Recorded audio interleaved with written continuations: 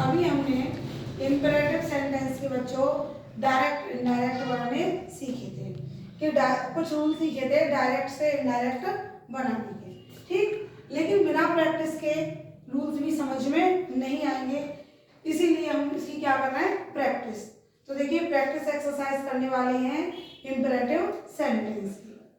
तो देखिए पहला सेंटेंस है he said to his friend work hard.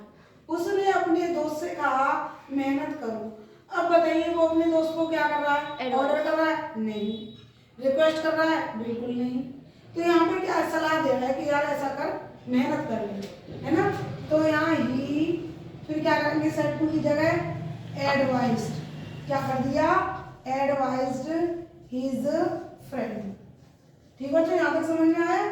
अब क्या करेंगे हम, रिपोर्टिंग वर्ब और रिपोर्टेड स्पीच दोनों को जोड़ देंगे, किससे, टू से, और कॉमा एंड कॉमा को क्या कर देंगे, हटा देंगे। जैसा कि हम असर्टिव में भी हटाते आए, इंटरोगेटिव में भी हटाया है और इम्परेटिव में भी हटाएंगे। रिपोर्टिंग वर्ब और रिपोर्टेड स्पीच दोनों को कनेक्ट कर देते हैं, किससे, टू से। और बच्चों टू के बाद हमेशा कौन सी फॉर्म आती है, फर्स्ट फॉर्म। तो वर्क का वर्कड नहीं करेंगे, तो टू वर्क हार्ड, ठीक है। इम्परेटिव में टू के बाद क्या आती है बच्चों, फर्स्ट फॉर्म आती है। अब सेकंड सेंटेंस देखते हैं, he said to us keep quiet. Direct क्या है, ही सेड टू अस, उसने हमसे कहा शांत हो जाइए। तो इसमें क्या है, ऑर्डर है, ऑर्डर भी हो सकता है ना, और एडवाइस भी हो सकती है। तो इसमें ऑर्डर लगा दीजिए या एडवाइस लगा दीजिए। तो he ordered us to keep quiet. ठीक है बच्चों, इसकी स्पेलिंग QUIET होती है। क्वाइट माने शांत, और QUITE क्वाइट, क्वाइट माने बिल्कुल। तो यहाँ क्वाइट का मतलब क्या है, शांत, ठीक। तो he ordered us to keep quiet. बच्चों इसमें एडवाइस्ड भी लग सकता है और आस्क्ड भी लग सकता है, ठीक है। अब देखिए रिक्वेस्टेड को छोड़ के तीनों ही लग सकते हैं। अब तीसरा देखिए, the teacher said to him remain standing. Teacher ने उससे कहा खड़े रहिए। इसमें एडवाइस भी नहीं, सलाह थोड़ी दे रहा है टीचर, है ना, रिक्वेस्ट भी नहीं, आग्रह भी नहीं कर रहे। अब सीधा क्या कर रहे हैं, ऑर्डर कर रहे हैं। टीचर क्या कर रहे हैं, ऑर्डर। तो यहाँ पे क्या आ जाएगा, द टीचर ऑर्डर्ड हिम। अब कॉमा एंड कॉमा की जगह क्या आ जाएगा, टू। जोड़ दीजिए किसे, टू से, टू रिमेन स्टैंडिंग। ठीक है बच्चों, टू रिमेन स्टैंडिंग, और हमने इन्वर्टेड कॉमा को हटा दिया, ठीक है। तो the teacher ordered him to remain standing. अब नेक्स्ट देखते हैं, राम सेड टू श्याम। राम ने श्याम से कहा प्लीज कम, कृपया आइए, एंड सिट ऑन सोफा, और सोफा पर बैठिए। देखिए बच्चों, जिसमें प्लीज आ जाए, रिपोर्टेड स्पीच में प्लीज आ जाए, सर आ जाए, काइंडली आ जाए, तो उसमें रिक्वेस्टेड लगना ही लगना है ना।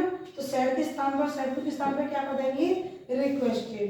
तो राम रिक्वेस्टेड श्याम। अब देखिए कॉमा एंड कॉमा के स्थान पर हम क्या कर देंगे, टू। टू हमारा क्या हो गया, कनेक्टर, तो टू। अब क्या करेंगे बच्चों, प्लीज, सर, काइंडली, ये जो शब्द होते हैं इन्हें हटा देते हैं, ठीक है। तो प्लीज हमने हटा दिया। अब टू के बाद क्या लगाएंगे, क्रिया की फर्स्ट फॉर्म। कम, केम, कम, कम है first form, already first form है, to come and sit on sofa, ठीक है।